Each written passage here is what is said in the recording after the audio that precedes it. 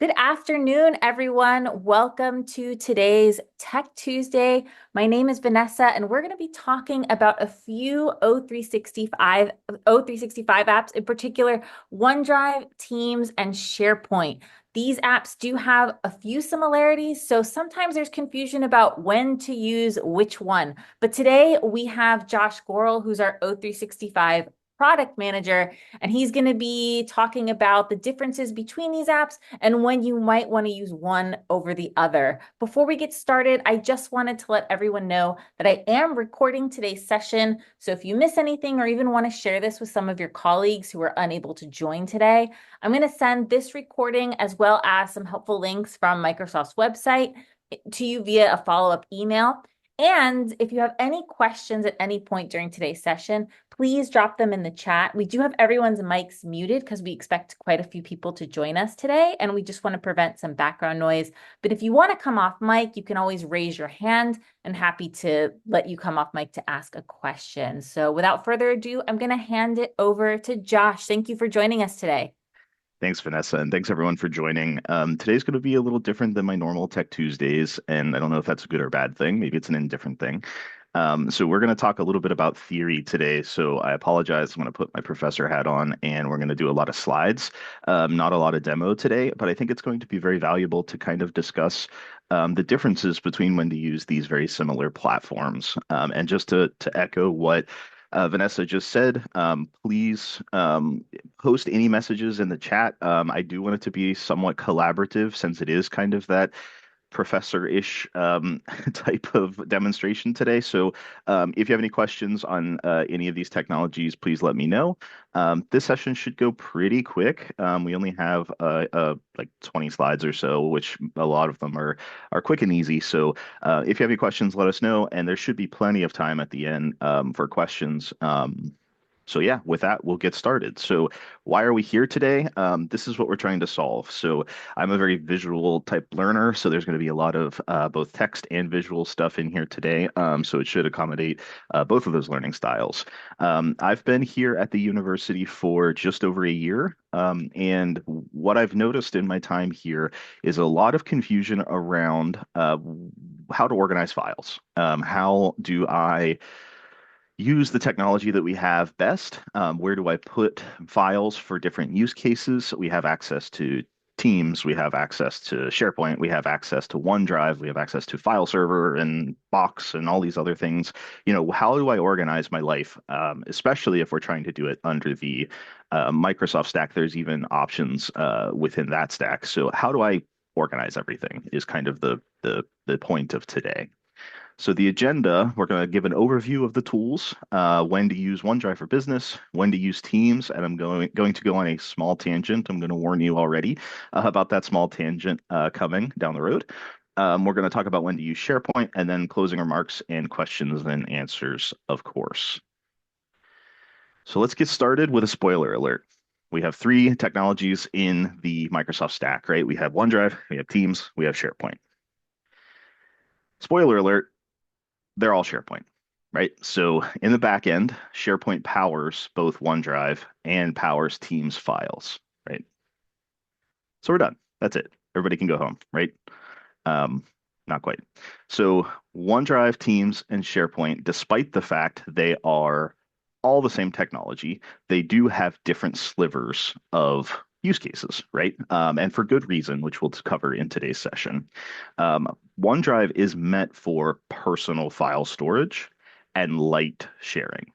And we'll get into more about what that means, but this is kind of my overarching slide, just to burn this into your memory, right? Teams is for real-time collaboration and communication, and SharePoint is for everything else. And we'll talk about what that means in a few slides. Before we talk about how they're different, let's talk about why they're the same, right? So they're all built on the same platform, which is SharePoint.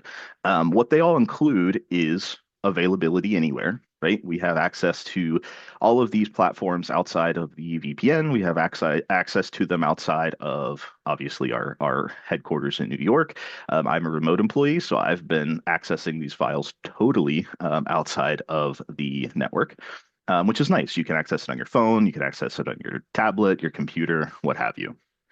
Version history is another one that a lot of people don't seem to know about, which is very handy with these technologies. So by default, whether you put anything in OneDrive, Teams, or SharePoint, there is a 500 version history by default.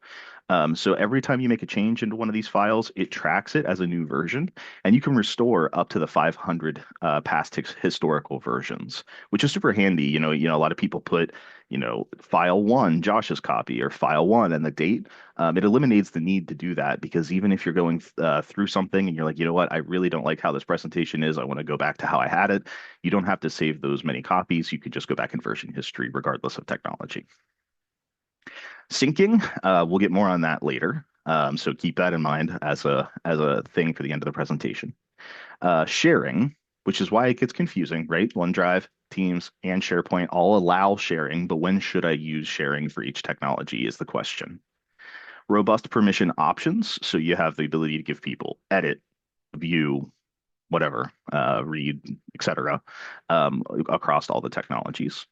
Co-authoring, so you can edit files together, right? So if somebody's in Teams, if somebody is on the web, somebody's on their phone, doesn't matter. They can all co-author at the same time. You'll be able to see their edits live, and chat with each other and make comments, etc. M365 integration, that one's pretty obvious, right? Them being in the Microsoft stack, all of them have the ability to integrate with a number of Microsoft applications outside of these three. All of them have a recycle bin, which is nice, right? So if you accidentally delete a file, you have a set period of time to restore that file. I believe the maximum time you have with both your trash can as well as the administrator trash can is 93 days to account for full 3 months of time. So after that, the file is considered truly gone. But before that, you have the ability to restore that file along with all of its version history. And obviously, being in the Microsoft stack, it is secure. It's backed by Microsoft security. We have Duo integration for two-factor. It is a very secure solution. So that's what they all share. That's what makes OneDrive, Teams, and SharePoint similar. So how are they different is what we'll talk about moving forward, right? So OneDrive, like I mentioned before, is meant for personal file storage, right? Think of it like your desktop or your documents file, right? On your personal computer. It's meant for light and temporary sharing, which is kind of the issue I see some people run into here at the university. They have one person that has a OneDrive repository and they share it with the rest of their team members, right?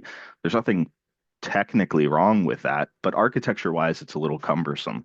If that person leaves the institution, their files are going to leave with them unless some action is taken, right? That is not the case with Teams and SharePoint. So it's meant for personal files and light and temporary sharing. It's best for individual work or small scale sharing, and offers file syncing. We'll talk about that down the road. So OneDrive is really meant for your files, or if you want to share something with your boss just to get feedback on it real quick before it becomes, published in some other location. Or maybe you're on a project team that is, just going to be for this week. You're working on something really quick. That may be a case for OneDrive. But Teams is really the location for anything that you want to share, right? So it is meant for real-time collaboration and communication. It is best for team projects, like I mentioned. You can instant message, have meetings right in the team, co-author. All of that becomes much easier in Teams.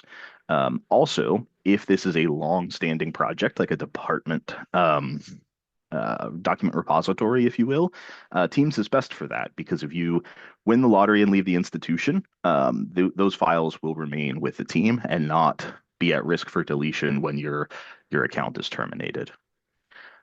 And then SharePoint is kind of everything else, right? So SharePoint is the back end of OneDrive and Teams. OneDrive and Teams is meant to allow quick and easy use of SharePoint without having to dive into the back end as much.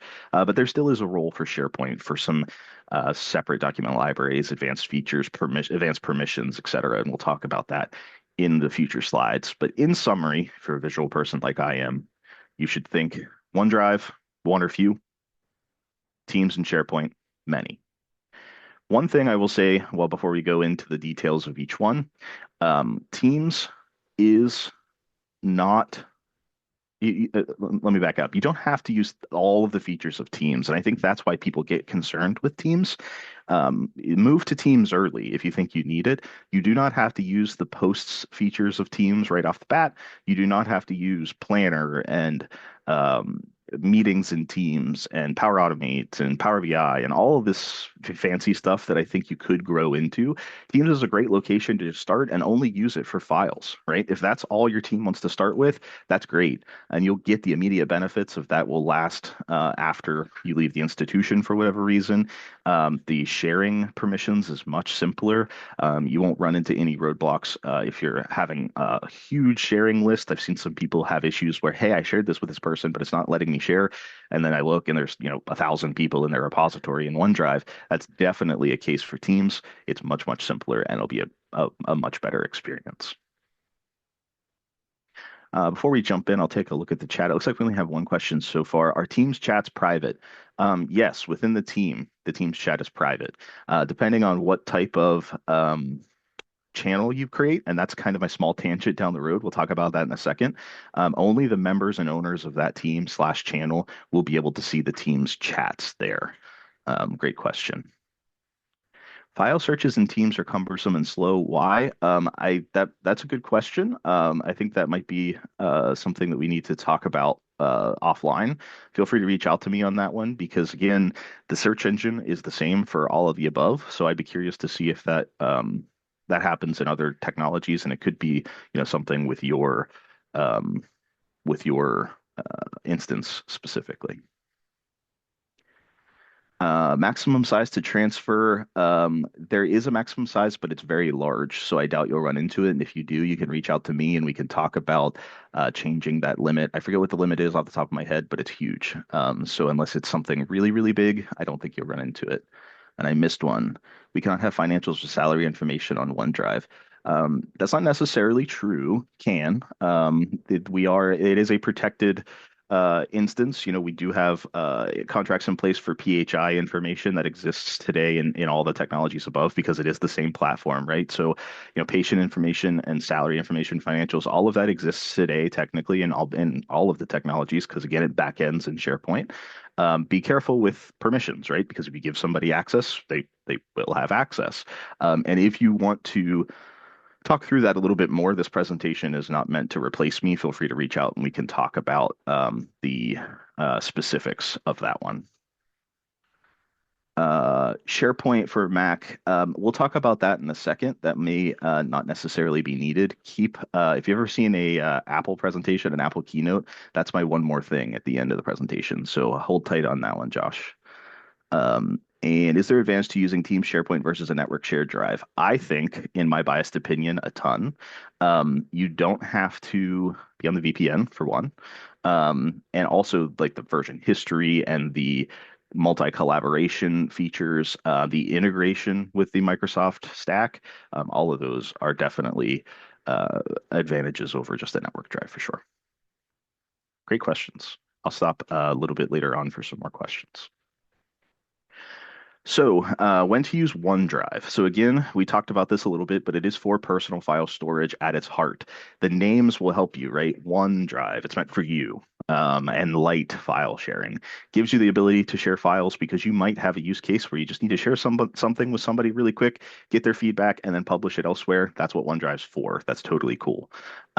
It's for sharing with individuals, right? If you start getting into sharing with groups of people, departments, multiple entities, that's where you should start thinking this really needs to be moved into a team. And I say moved, you can actually move it into a team. It can start in OneDrive and evolve into a team. Syncing across devices and backup, right? So OneDrive with a tool we'll talk about at the end will allow you to sync your files locally even, right? So you can sync stuff that is in your desktop, your documents, your pictures for easy access across any device that you're working on. And drafts. I use OneDrive for my drafts almost exclusively, right? My OneDrive is almost all just drafts that I'm working on. This presentation was in OneDrive. I share it with Vanessa to get her feedback because it's just the two of us. But then eventually this can evolve to a a real team site when it's done, right? When it's ready, we can send it to the department as a whole, what have you, for dissemination of information. But when you're working on it, working copy, that is what OneDrive is for. So why OneDrive and helpful hints? Like I mentioned earlier, think of this as your documents folder locally, right? In fact, it can be your documents folder in some cases if you sync it. It's for your own files or light sharing, especially if temporary light sharing.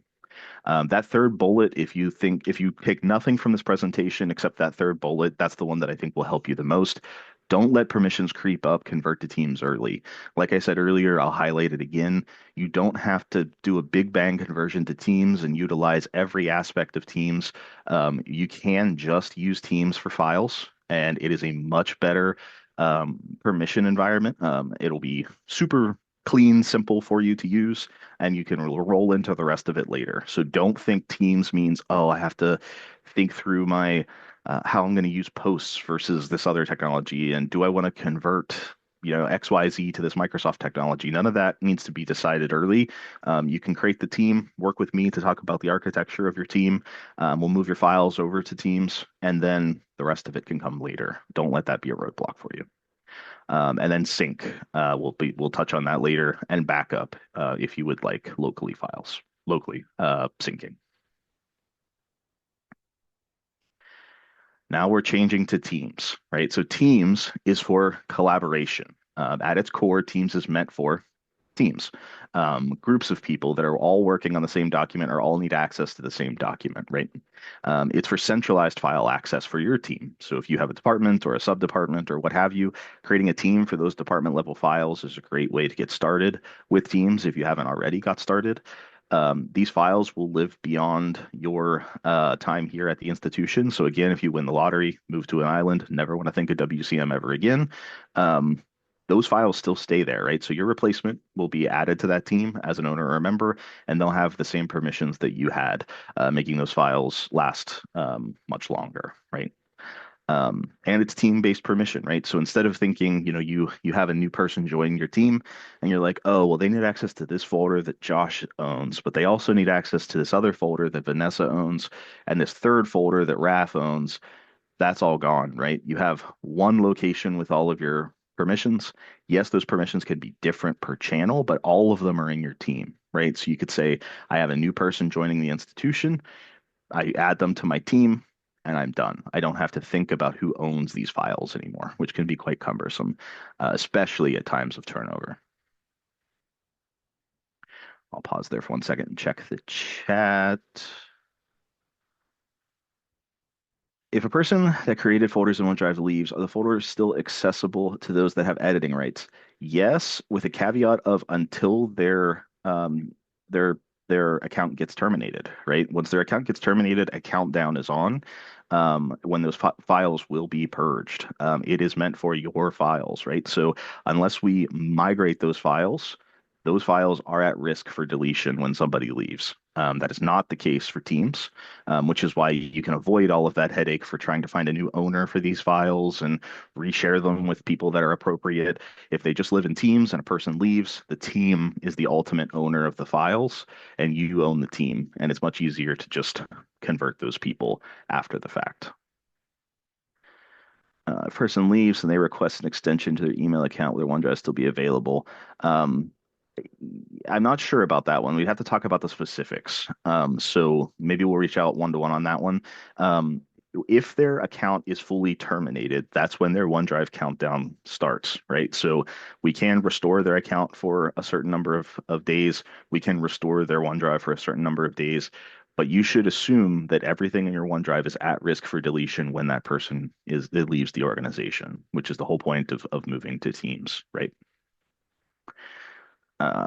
What should WCM faculty and staff use for projects with larger sharing, like collaborating? Yes. So we have a number of use cases, Nicole, right now doing exactly that. Full disclosure, there is a lot of changes going on with storage across all technologies. Microsoft was one of the first to actually implement it, so we were seemingly unlimited with the number of data we could put in the SharePoint Teams OneDrive environment. We are much more limited now because of the reorganization that they did. We are nowhere near our limit yet, but we are our our runway is a lot shorter, if you will. So we are a little bit more stringent with storage limits.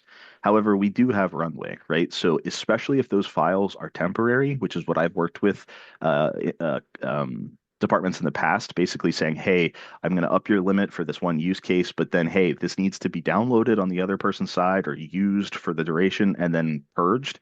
That is more of a project-based question we can work with. So there are some limits for huge files like that that we should talk to on a one-off basis. And then we need to share the externals. Not a lot of box and Dropbox usage, same file in three systems. Yes. So Nicole mentioned there institutional data should not be in Dropbox, and Box is not high risk data compliant. So if you are looking for sharing or storage in the cloud with PHI information or sensitive high risk data, Teams slash OneDrive slash SharePoint is your only option on our side, on the WCM side. I do know other institutions may not have that. They might say that our agreement is with another technology, but our agreement is with Microsoft. Difference between a channel and a team is a great question. So a team is a collection of channels. You can think of it in that regard, right? So a channel exists within a team and is a logical separation between subdivisions of that team, if you will, right? So you can have a general channel, which has everybody. Then you can have leadership, which might be a private channel that just contains your leadership people. Then you might have a standard channel for project subtype A, project subtype B, et cetera, but it all exists within the team. It's just a collection of teams, or a team is a collection of channels. Great questions. So teams helpful hints. Collaboration is key. If you're thinking of collaboration for more than one person, if you will, um, definitely want to think teams. Sharing is so much easier. I know change is scary and sometimes difficult, but once you're there, I promise you'll have a better experience in teams than definitely than in OneDrive, sharing with a bunch of people.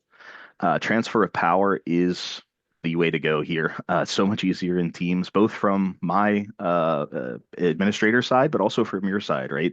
It's so much easier if somebody leaves your institution, moves from team to team within the institution, transferring that power of who should see and own those files. So much easier in Teams than it is in OneDrive from both of our standpoints. And Penelope, your questions about channels is perfect timing because I'm going to go on my small tangent. So we're still talking about teams here, right? My small tangent is with external sharing. So in order to talk about that, I have to go on a sub tangent. I'll promise I'll get back to my circle. The three different types of channels, right? So you can see on that screenshot on the left, I have a test team there, general, demo one, and private, right? So team is O365 test. That is my collection of channels. Your question, are channels unlimited? They are not unlimited, but there is a pretty hefty number of channels you can have within a team. And I would doubt you would hit that in any normal instance. And if you do, let me know, and we'll talk about how to architect that a little better. Is it good practice to have more than one owner on a team? 100%. I think I actually talk about that somewhere in here. You should at least have two owners. That way, if somebody leaves, the other owner can promote a co-owner. If that's not the case, if you only have one, we can absolutely do that in the back end, and it's much easier than transferring a OneDrive. The benefit is if you're in that orphaned state where you have no owner and a team, there is no risk of data loss there. That team can live in the orphaned state forever. Now, obviously, you can't add other owners or members to that team, but if the team never changes after the owner leaves, nothing ever happens, right? There's no risk of data loss, which is the benefit. And Veronica, your question, I'm going to do that at the very end. So if you're having an issue, we can talk one-to-one, but how to do file sync, we're going to talk about that at the very end. So external sharing tangent, before we talk about that, there's three types of channels. There's standard, there's private, and there's shared. Standard follows the permissions of your team, right? So when you create your team, it's going to say, who do you want to be an owner? Who do you want to be a member? And you can change that list at any time. All of your standard channels, which is no icon, right? It's general as an example of that. There's no icon next to general. It follows the permission set of your team. So no need to modify those permissions at all. It's just a way to group your data. Everybody has the same access, just a different way to group it. Think of it like a folder, right? Um, that's type one. Type two is a private channel, and that is a subset of your team permissions. You have to be in the team first, but then not the whole team has to be in that channel, right? So that's a great example for a leadership channel. Perhaps you have, 100 people on your team, and 10 of those people need to be in the leadership team, right? For higher level conversations. The whole team doesn't have to see that. You don't have to create a separate team for that. And then your list gets all cumbersome, right? You can have it in the same team, just make it a private channel. You have to be in the team first, and then you can narrow that down to just the people that need access. Shared is the opposite of that, right? It's a superset of team permissions. So you can include all team members or some team members, and we'll get into that private hybrid in 1 second. But it's for people that aren't in the team as a whole that you just want to give access to one specific channel. So maybe you want to share, one channel to your project team A and then share this other channel to project team B. You can do that, and they will only see their one shared channel. They will not see general. They will not see any of your private stuff or any other shared or standard channel. They will only see the shared channel that you gave them access to. It's a great way to kind of cover any of your bases that you need. The private hybrid example there is private and shared kind of at the same time, right? So you can share a shared channel with everybody on your team plus an external person, or a few people on your team plus an external person, right? So it kind of is a private shared hybrid. And if you're visual like I am, here is an example of that, right? So I'm going to try this little digital laser pointer. Hopefully you can see it. So we talked about standard, right? The team permissions is this group of people here. The channel permissions, they're the same, right? So for a standard channel, the channel will be the same as the team permissions. For a private channel, your team permissions is this, but your channel permissions is fewer. But they are a member of here, right? So these people are the only people that have access to this channel. And then the shared hybrid, here's your team permissions. You can have everybody on your team also have access to the channel, plus a few other people, or you can have a few people on your team, plus other people. So those are the three and a half types of shared channels you can have. So now to go into my tangent fully, um, guest access. This is another question I get asked all the time, especially when we're talking about files. How do I share with external people outside of the university? So there's two ways. Option one is guest access, and option two is a shared channel. And I want to talk about that. And it gets a little confusing here. So I wanted to make sure all the notes are listed on the screen here for clarity. Team permission, if you're doing guest access, should be WCM people and approved guests. And we'll talk about approved guests in 1 second. Channel permissions are WCM people and the approved guests in the same exact way. So if you're doing guest access, you have a team. You'll invite all your WCM people like you normally would to the team. You'll invite your guests to that channel. They will have access to all the standard channels, but then you can limit with private channels permissions from there, right? So notes on that. All EDU domains are approved for guest access. If you don't have an EDU domain that you need to share with, security review was in place for those. We have a big list of them already. But if it's a net new one, we have a security review to confirm they're in good shape for sharing and they can be added relatively quickly. If you want a WCM only channel in this architecture, use private channel, right? Just like we talked about, the team will be WCM people and all your guests, but you can have a private channel that has whoever you want, including just WCM people. And last, guests will receive an invite. They'll get an email saying so and so is inviting you to this team, but they will have to do tenant switching. So I took a little screenshot there of what that looks like. On my screen here, you can see I have WCM at the top. That's my main tenant. That's what I work in day to day. But I also have Cornell University at the bottom and a Microsoft connector at the bottom too, right? That's my guest access. So I have to click on one of those buttons to switch over to their tenant and interact with those files. Any questions there? This is probably the most complicated slide, so I'll pause for 1 second.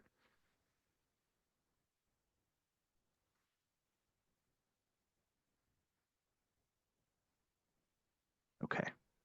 I'll address some of those generic questions in there. Oh, good question. Tenant.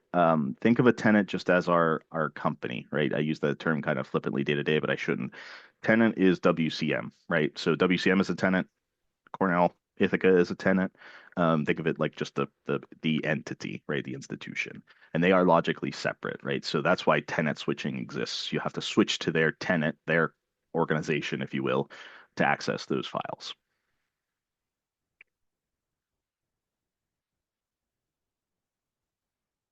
What is on working on multiple devices? Did you guys tenant? Yeah, so you're even if you're working on multiple devices, the devices will default to your main tenant, and if you switch to a different tenant, it'll stay there until you switch back. It's device dependent. So that's actually a great point. You could, leave your normal teams in, WCM tenant, open it up in a browser, switch to Cornell, right? That's what I do all the time to work on that side of the fence. However, option two is shared channel. And before I talk about anything with shared channel, keep in mind in my notes, this is only for Qatar, Ithaca, Colombia, or NYP currently.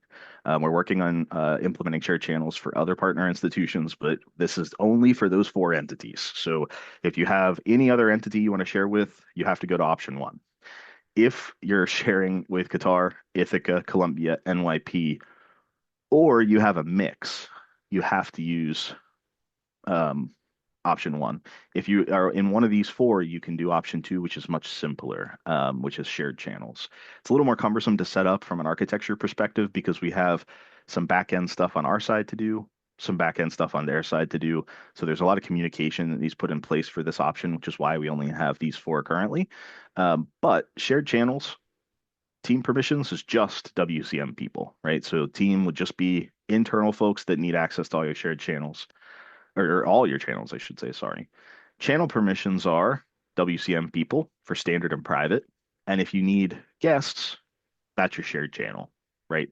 So shared channel can be for people in WCM, but outside of your team.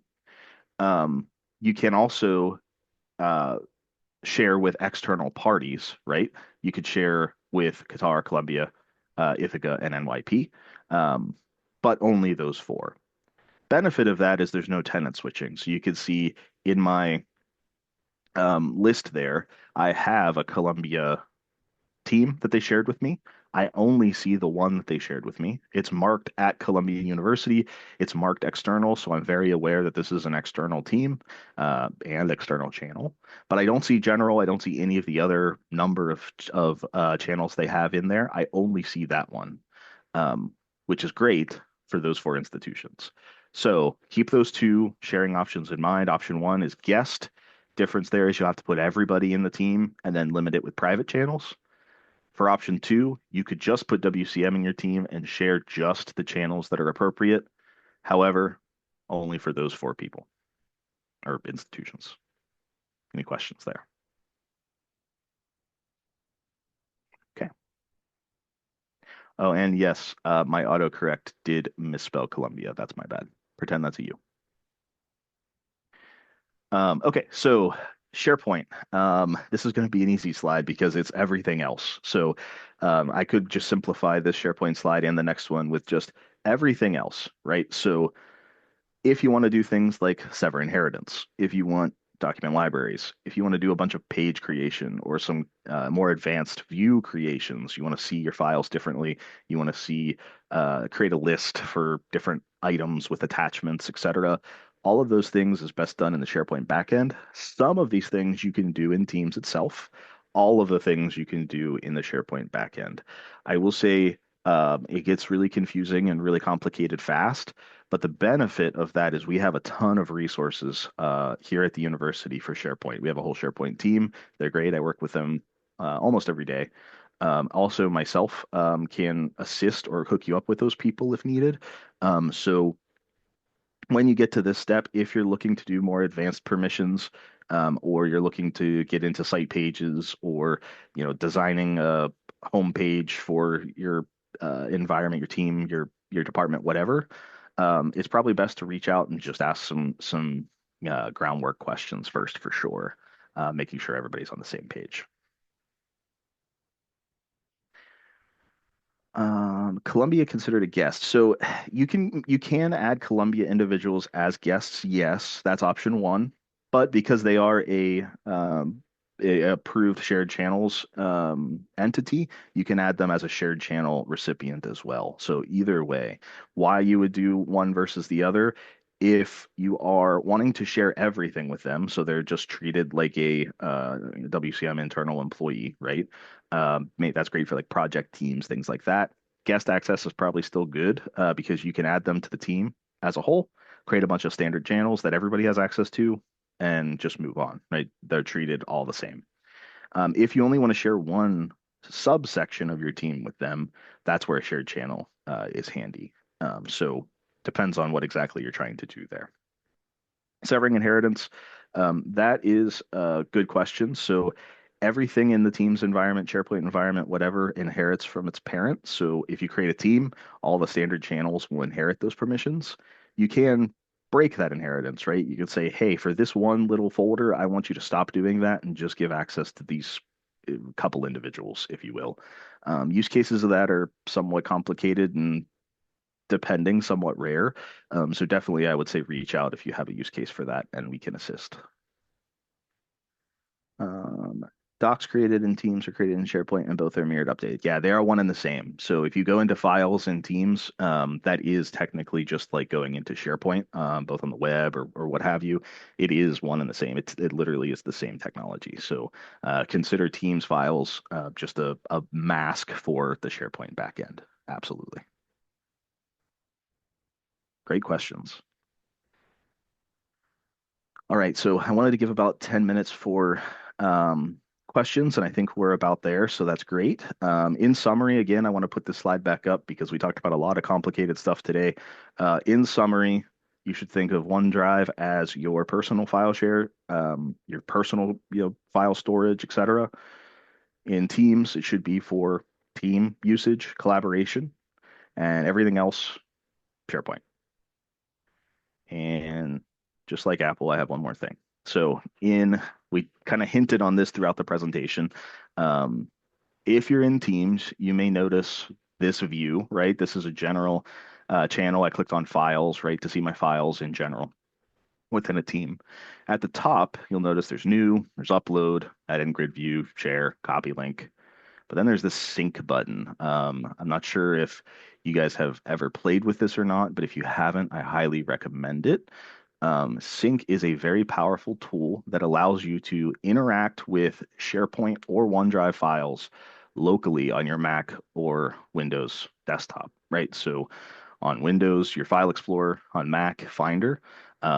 Either way, you'll notice I get my little laser pointer guy back out.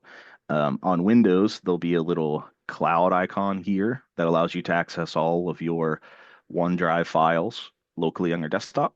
There's a little building guy here that allows you to access all of your SharePoint files or Teams files right on your desktop.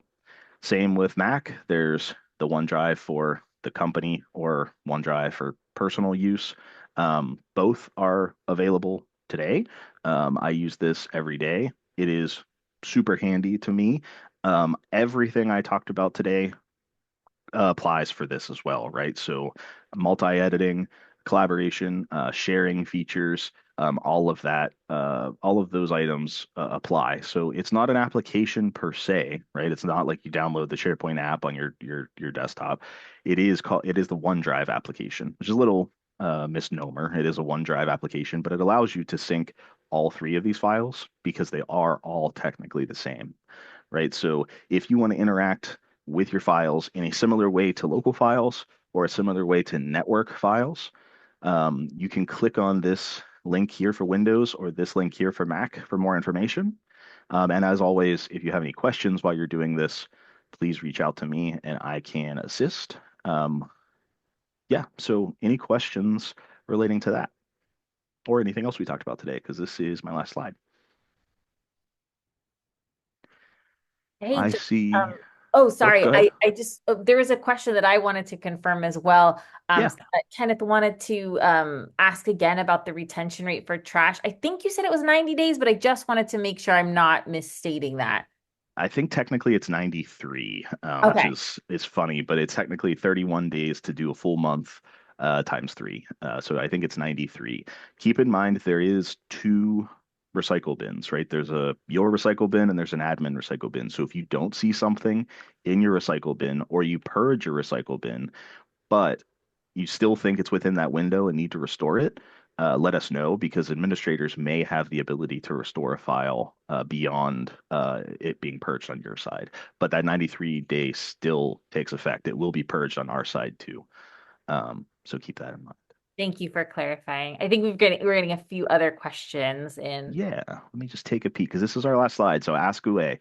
What happens if a shared document is deleted by accident, can be retrieved? That goes to the trash can thing that I just said. Absolutely, you guys can do it on your side, and then admins can do it for a little bit longer on our side. So yes, it can be restored. Wait a sec, is there a desktop drive for SharePoint? Yeah, so that isn't necessarily a desktop application, if you will. It's integrated with the OneDrive sync tool, right? So it's that OneDrive application. Instructions for that are linked here for Windows and Mac, but if you just go into any Teams repository and click this sync button, it'll walk you through it. So if you're impatient like I am, just go ahead and click that button, and it's pretty straightforward, and reach out if you have any questions. How much data can be stored on OneDrive? My folder has 27 gigs, 3K files, 8K folders. So OneDrive probably isn't the location for that. Maybe you might want to consider if any of those files need to be moved to a team, but that should be within your limit for OneDrive. I think we have like 100 gigs as of now. Don't quote me on that, but I'm pretty sure. That should be well within your limit. And those limits can change depending on use case. So reach out if you have a use case for more than that. If I save a file in SharePoint that was originally saved in OneDrive, then delete the original OneDrive, will the file still exist in SharePoint? Yes. So you can copy or move files from OneDrive straight into SharePoint. And I recommend doing it that way, right? Some people download the file and then re-upload to SharePoint. And because the topic sentence of this meeting today is it's the same, right? That's just an extra step that you don't need to do. So if you go to your OneDrive, you right click on any of your files or folders, there's a copy to or a move to. Either whichever one you want to do, I would assume move to makes the most sense in that case, right? Move to, and you can pick whatever location in Teams makes sense. It'll move those files over to that location, including all of its version history and all of that stuff. So yeah, you can move that over and then purge it from OneDrive, then you should be good to go. Yes, I think OneDrive without the VPN is a great use case. This I want to highlight before everybody hops off the call. This is not meant to eliminate my position, right? This is what I'm here for, to have these conversations more detailed. So this is very generic. This is very high level. This is for everybody. If you have specific use cases, please reach out to me. My contact information will be, I believe, in the follow-up email. That's what I'm here for, to talk about stuff like this with you guys. So if you have any weird use cases or you just want a one-to-one session to talk on this, that's what I'm here for. We can absolutely have that conversation. I believe you said that NYP, Colombia, Qatar, the only words we get too easy. Ithaca is in that list. So it is NYP, Colombia, Qatar, and Ithaca. Those are the four shared channel approved members. That definitely is the preferred way to share with those four people, those four institutions. If they're outside of those four, or you need to do a blend of those four plus others, you have to do option one, which was guest access. The default in OneDrive is to open in browser. Is there a way to make the default local app?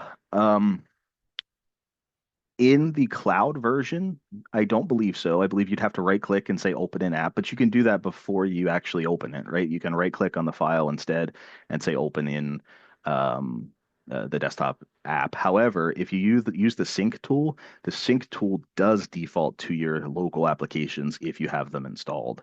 So if you do that a lot, I would recommend the sync tool because you can just click on that location and it'll open it in the browser, or not in the browser, in the desktop app. One caveat to that, while I'm thinking of it, that reminded me, when you do the sync tool, it just syncs the links to your desktop. So don't worry about like blowing up the hard drive space of your computer, right? By default, it just shares the link, so it's relatively small.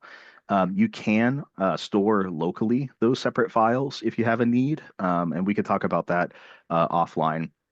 I believe that linked document does talk about that a little bit about how, the difference between linked files and local files when you're doing the syncing. But just keep in mind that's there.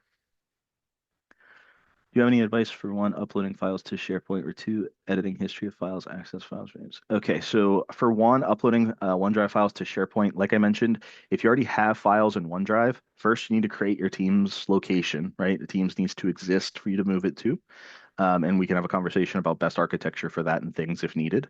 But then if you go into your OneDrive, any file you want to move or folder you want to move, right click on it. You should see a copy to or a move to. I'd recommend move to so you don't have something in two places. And you can move it to a location that you just created. You'll see it there.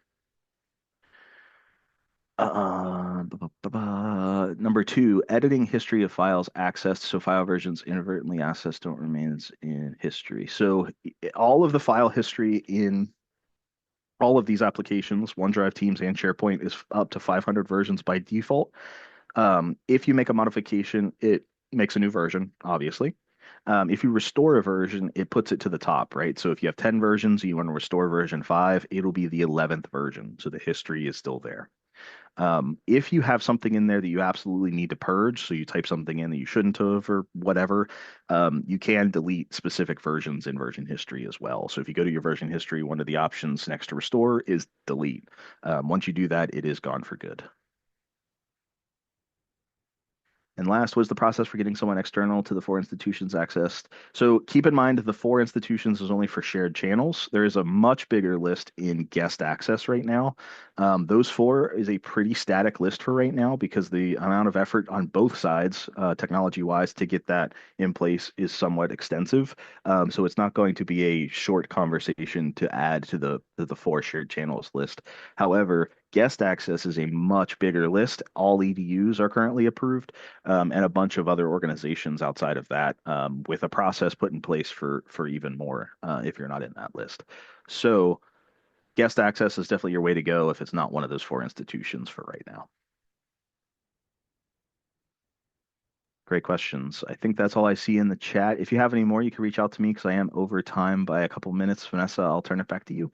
Yeah, no problem. Thank you guys. These were really great questions. I really appreciate you taking the time to learn more about when you should use each of these apps. What I'm actually going to do is go through the chat and any questions, even if they've been answered, I'm going to try to find all the support articles that you can access so that you can refer to, the appropriate steps or whatever you need to do to gain access to something, et cetera, everything we've talked about here today.